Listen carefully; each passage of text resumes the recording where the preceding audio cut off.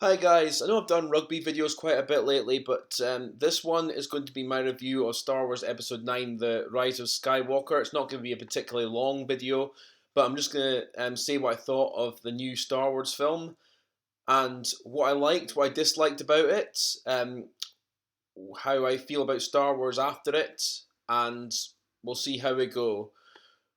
Right, it's one of those movies that's just so over the top. It's like just bizarre. I mean, to be honest, I'm not like a lot of these folk who are seriously invested in Star Wars to the point where they're deadly serious about the whole thing and to the point where they're angrily ranting about how bad this movie is. I mean, I understand why folk are angry and dislike this movie, but I think after The Last Jedi, like, if you can still maintain that anger and passion, then make of it what you will. I personally am past it, so I can, sort of sit back and laugh at Star Wars and where it is in general now. And I'm not expecting any upward turn anytime soon, but each to their own. You can make of it what you will there. But anyway, the film itself. Let's start with the good things. The good things are obviously all the moments in it that were a great big fuck you to Ryan Johnson and The Last Jedi. All the bits that JJ tried to sort of scrape out the barrel to try and put together again the whole thing with Rey's parents and the whole thing with Luke on the island and try to sort of retcon the whole why he went there in the first place, etc. and other stuff that was there too throughout the film. Other good bits in it, obviously, visual effects, soundtrack, absolutely spot on for the most part. I think visually, like The Last Jedi, this is up there with them, but considering the budget they have to work with, it's the least you should expect for a film of this level of production. Like I said, the soundtrack really good, aesthetics really good, location shooting really good as well. And it was nice actually to see, albeit I'll get it, it was absolutely, in terms of narrative throughout the whole saga, it's absolutely fucking bizarre and to see the Emperor back. But I mean, I'm a big Ian McDiarmid fan, so it was nice to see him playing the Emperor again, even though in terms of the narrative of the story, it made uh, basically no sense. It's never explained how he survived the Death Star thingy anyway, other than he's got some wires in his head. And also nice to see Lando back as well. I think Billy D did a great job there, albeit there is a flaw in that as well, in that there wasn't much more of a reaction to how Han and Luke died. Lando just kind of turns up and he's been communicating them for ages, and we don't see his reaction to their deaths. But whatever. I thought the space battle at the end and the whole thing with Emperor shooting lightning up the sky, it was enjoyable to watch, even though it was like completely mad and silly. And there was like a few little other interesting things here and there. The stuff with that pyramid and the stuff with that dagger, like were potentially kind of little interesting things there. But other than that, there's really not much to say. I can say about this film is good. It's just an absolute jumble. It's all over the place. It's like they've taken six different movies and just tried to throw it into one. It's a combination of six different movies plus trying to fix up that was what was left in The Last Jedi, even though the damage was fully done, and it was just, uh, you know, it's one of those films like it's like Michael Bay was given a Star Wars movie, only they didn't have all the upskirt shots and the shots of people bending over cars and that, and maybe like the framing and the camera like sort of way Michael Bay films it wasn't as like quite as obviously intense, but still it was pretty close to Michael Bay standard of filming and the way he films his films, because it was just like throwing everything onto the screen. It was just all over the shop, and it was the narrative. I mean, I can't even like explain the narrative other than it trying to plug up the holes it left in The Last Jedi, and then it ended up being basically to try and fix the damage that had been done with this to the Skywalkers in the saga. It tried to bring out the lightsabers, and then Rey was the last Skywalker, even though she was the granddaughter of Emperor Palpatine. Spoiler alert! And it just went all over the place. I mean, I honestly can't give a seriously long, constructive review of this because I was just, watching it. It was like I said, it was if you turn your brain off and just enjoy the action, the colorful visuals, I understand why it's like this movie. I will say though, if you like The Last Jedi, I can understand why you'd also hate this movie because the follow-ons from The Last Jedi that folk are known about, like the themes and such, and obviously the ending with the Resistance being basically down to nothing, and then you've got the broom boy thing that's more or less all completely ignored, and it just goes back to being like almost starting again from the start when Kylo obviously is fighting these people, and he finds the pyramid, he meets the Emperor, and it goes really from there. The Force Skype stuff, really in this one didn't make much sense at all. It's kind of loosely explained a little bit at the start with Palpatine saying, "I've always been Snoke. The dark side can have many abilities. Some consider to be unnatural." And but this Force Skype stuff, it was at least in The Last Jedi explained that Snoke would bridge Rey and Kylo's mind. In this one, it's just like it just happens and it's there, and it's like okay, and then because I mean, yeah. Um, and the other little things in it I enjoyed. Obviously, I quite enjoyed seeing Dennis Lawson coming back as Wedge.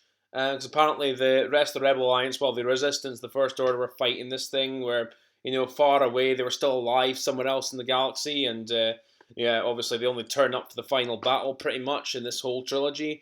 And then you've, of course, got, the couple of, like, obviously emotional moment with Leia dying.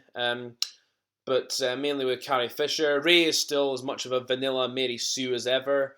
And another positive I forgot actually, Adam Driver's performance as Kylo Ren is once again really good. The rest of the main cast, I thought Daisy Ridley again was very vanilla as Rey.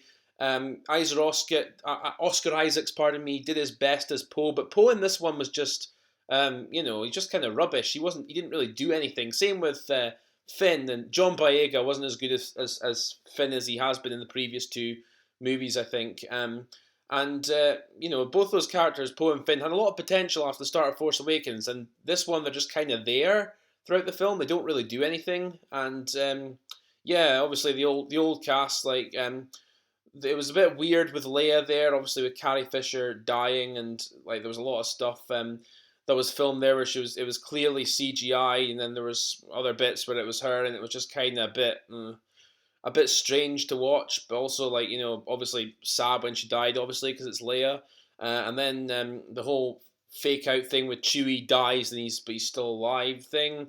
Um, that was kind of okay, I guess, and there's attempts to be a bit emotional that don't work, like the whole C-3PO getting his mind wiped thing. He's saying goodbye to his friends, which who are basically Poe, Finn, and Rey, even though he barely knows any of them from what we've seen. Um, Maybe Poe a bit, you could argue, but again, that's if that's the case, that's all off screen. We've not seen that at all in any of these three movies. And yeah, so at the end of the day, pretty hilarious ending, as I said, all over the shop, so bad, so out of place, editing so disjointed, but it was kind of funny just to sit back and watch it all unfold as it did. Even though I fully accept and I can fully understand the arguments that make absolutely no fucking sense and there were canyon-sized plot holes. But yeah, I mean, as I said, pretty depressing place Star Wars is at right now. At least the prequels, I thought the prequels were bad, but at least I was angry enough to care about them. This trilogy, I'm past that point, and I don't really give a shit anymore. It's kind of like just okay. These films happened.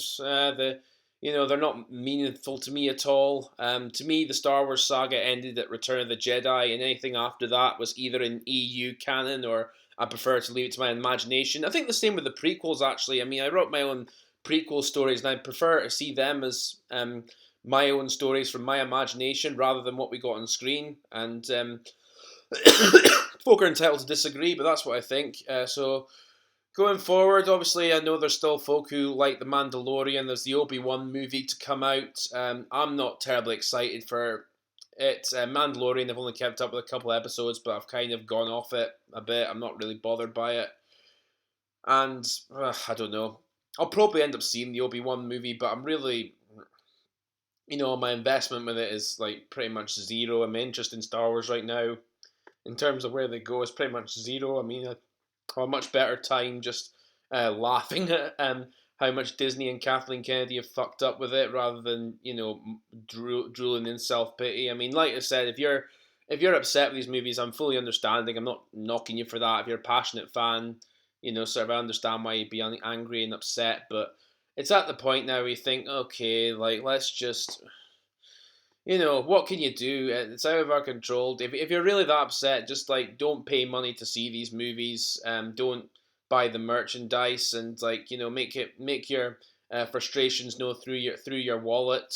Because moaning on social media only gets you so much. I know that myself, and yeah. So hopefully, these series of movies, from a positive sense, can prove a lesson to the corporate busybodies at Disney and Lucasfilm. But I'm not sure it will, because looking at the box office, it's already made its money back, and I'm expecting it to make a bit more. But I will say, if it doesn't hit the billion mark like the other two films in the trilogy did, it should be seen as a failure, in my opinion. Will Disney see it as that?